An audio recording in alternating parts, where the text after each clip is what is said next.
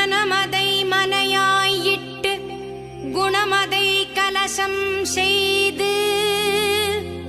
மங்களப் பொருளாம் மஞ்சள் குங்குமம் அதற்கு வைத்து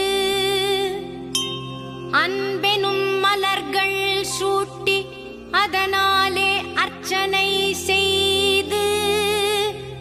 வணங்கியே நின்றோம் அம்மா